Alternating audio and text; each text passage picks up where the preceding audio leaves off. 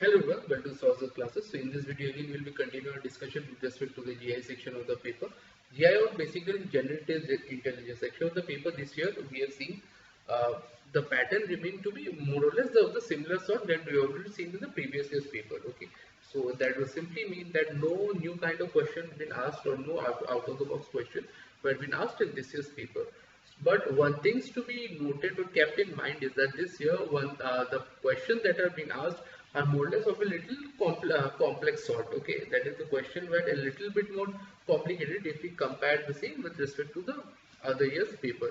So with that all being said and done, we'll be focusing on a certain kind of questions that is missing number from a certain pattern. Okay, we'll try and understand the kind of question and also try and learn the approach involved towards solving this kind of question, so that whenever we come face to face with this sort of question in any examination further down the line, we are easily able to solve the same. Okay, so with that said, let's focus on the questions at hand.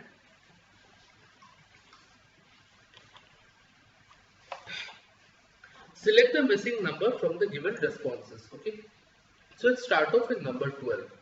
So the table is 2, 24, 48, 3, 9, 27, 4-40. So here see one thing. Let's go row wise. Okay, in our row 1 we have 2 into 24 is 48. Okay, so elements are 2, 24 and 48. Similarly, in row 3 we have 3 into 9 equal to 27. So elements are 3, 9 and 27, right? Similarly, the same pattern will follow in row 4, that is 4 into something equal to 40. So 40, that should be 4 into 10 in this case. 4 into 10 should be 40. So option A will be the answer. Okay, I hope this is clear how we came out with the same. So with that said, let us move on to the next question. So next we have this particular pattern in front of us. So here one thing you can see, the columns are 81, 36, 25, 49, 10, 36, 9, 64 and 16 and 139, 200 and this is black. So see one thing. Here the operation that we take was row wise, right? Row 1, row 2, row 3. Here one thing we observe certain pattern will go column wise, C2, C3. So for column 1 we see that 81 plus 49 plus 9, it actually comes out to be, these are the elements, right? So this comes out to be 130, 139. Okay, you see the sum is been mentioned in this particular row. So if this is R1, R2, R3 and R4, the sum of R1, R2 and R3 are given in R4. Let's re-verify the same with column 2 elements now. Column 2 is given 36 plus 100, 136 plus 64, 200 is equal to 200. Yes, it is given. So hence the operation is being used, that one,